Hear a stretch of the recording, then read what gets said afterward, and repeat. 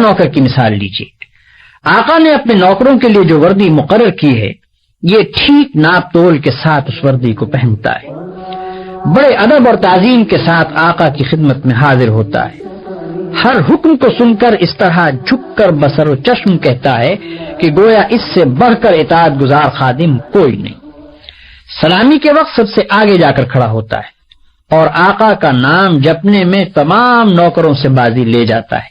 مگر دوسری طرف یہی شخص آقا کے دشمنوں اور باغیوں کی خدمت بجا لاتا ہے، آقا کے خلاف ان کی سازشوں میں حصہ لیتا ہے اور آقا کے نام کو دنیا سے مٹانے میں جو کوشش بھی وہ کرتے ہیں اس میں یہ کمبخت ان کا ساتھ دیتا ہے.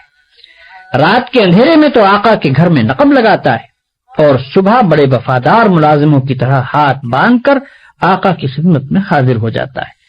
ایسے نوکر کے متعلق آپ کیا کہیں گے؟ یہی نہ کہ وہ منافق ہے، باغی ہے، نمک حرام ہے، مگر خدا کے جو نوکر ایسے ہیں ان کو آپ کیا کہیں گے؟ آپ سمجھتے ہیں کہ ہاتھ باندھ کر قبلہ رو کھڑے ہونا، گھٹنوں پر ہاتھ رکھ کر جھکنا، زمین پر ہاتھ ٹیک کر سجدہ کرنا اور چند مقرر الفاظ زبان سے ادا کرنا، بس یہی چند افعال اور حرکات بجائے خود عبادت ہیں؟ آپ سمجھتے ہیں کہ رمضان کی پہلی تاریخ سے شوال کا چاند نکلنے تک روزانہ صبح سے شام تک بھوکے پیاسے رہنے کا نام عبادت ہے؟ آپ سمجھتے ہیں کہ قرآن کے چند رکوع زبان سے پڑھ دینے کا نام عبادت ہے؟ آپ سمجھتے ہیں کہ مکہ معظمہ جا کر کعبے کے گرد طواف کرنے کا نام عبادت ہے؟ غرض آپ نے چند افعال کی ظاہری شکلوں کا نام عبادت رکھ چھوڑا ہے، اور جب کوئی شخص ان شکلوں کے ساتھ ان افعال کو ادا کر دیتا ہے تو آپ خیال کرتے ہیں کہ اس نے خدا کی عبادت کر دی اور اس کی تخلیق کا مقصد پورا ہو گیا. اب وہ اپنی زندگی میں آزاد ہے کہ جو چاہے کرے. لیکن اصل حقیقت یہ ہے کہ اللہ نے جس عبادت کے لیے آپ کو پیدا کیا ہے اور جس کا آپ کو حکم دیا ہے وہ کچھ اور ہی چیز ہے. وہ عبادت یہ ہے کہ آپ اپنی زندگی میں ہر وقت ہر حال میں خدا کی اطاعت کریں اور ہر اس قانون کی پابندی سے آزاد ہو جائیں جو قانون الہی کے خلاف. آپ کی ہر جنبش اس حد کے اندر ہو جو خدا نے آپ کے لیے مقرر کی. آپ کا ہر فعل اس طریقے کے مطابق ہو جو خدا نے بتا دیا ہے. اس طرز پر جو زندگی آپ بسر کریں گے وہ پوری کی پوری عبادت ہوگی. ایسی زندگی میں آپ کا سونا بھی عبادت ہے اور جاگنا بھی، کھانا بھی عبادت ہے اور پینا بھی، چلنا پھرنا بھی عبادت ہے اور بات کرنا بھی، حتیٰ کہ اپنی بیوی کے پاس جانا اور اپنے بچے کو پیار کرنا بھی عبادت.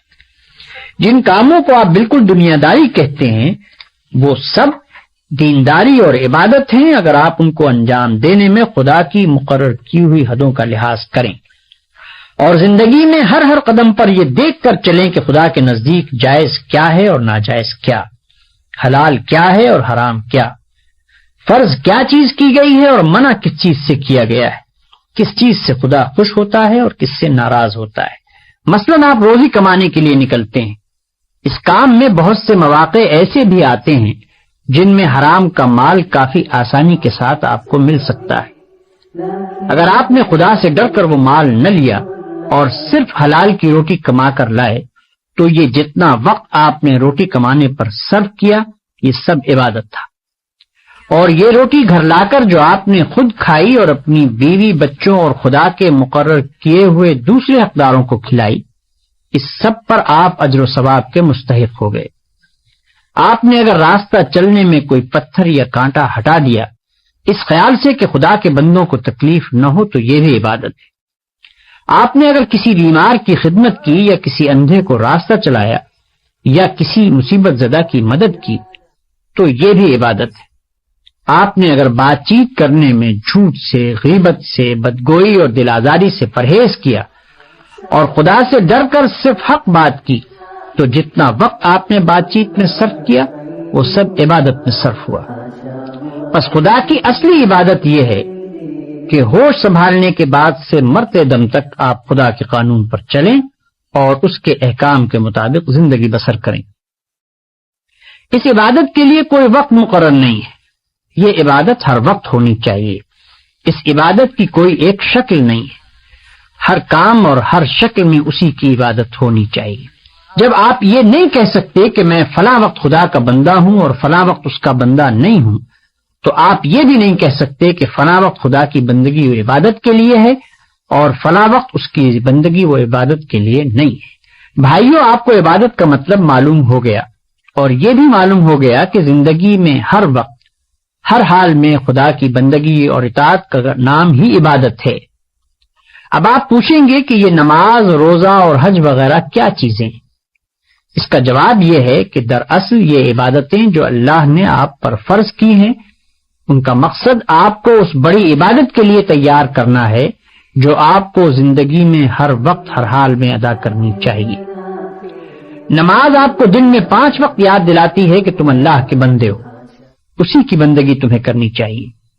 روزہ سال میں 1 مرتبہ پورے 1 مہینے تک آپ کو اسی بندگی کے لیے تیار کرتا ہے۔ زکوٰۃ آپ کو بار بار توجہ دلاتی ہے کہ یہ مال جو تم نے کمایا ہے یہ خدا کا عطیہ ہے، اس کو صرف اپنے نفس کی خواہشات پر صرف نہ کر دو بلکہ اپنے مالک کا حق ادا کرو۔ حج دل پر خدا کی محبت اور بزرگی کا ایسا نقش بٹھاتا ہے کہ اگر 1 مرتبہ وہ بیٹھ جائے تو تمام عمر اس کا اثر دل سے دور نہیں ہو سکتا۔ ان سب عبادتوں کو ادا کرنے کے بعد اگر آپ اس قابل ہو گئے کہ آپ کی ساری زندگی خدا کی عبادت بن جائے تو بلا شبہ آپ کی نماز نماز ہے اور روزہ روزہ ہے، زکوٰۃ زکوٰۃ ہے اور حج حج ہے۔ لیکن اگر یہ مقصد پورا نہ ہوا تو محض رکوع اور سجدہ کرنے اور بھوک پیاس کے ساتھ دن گزارنے اور حج کی رسمیں ادا کر دینے اور زکوٰۃ کی رقم نکال دینے سے کچھ حاصل نہیں۔ ان ظاہری طریقوں کی مثال تو ایسی ہے جیسے ایک جسم کہ اگر اس میں جان ہے اور وہ چلتا پھرتا اور کام کرتا ہے تو بلا شبہ ایک زندہ انسان ہے، لیکن اگر اس میں جان ہی نہیں تو وہ ایک مردہ لاش ہے۔ مردے کے ہاتھ، پاؤں، آنکھ، ناک سبھی کچھ ہوتے ہیں مگر اس میں جان نہیں ہوتی، اس لیے تم اسے مٹی میں دبا دیتے ہو۔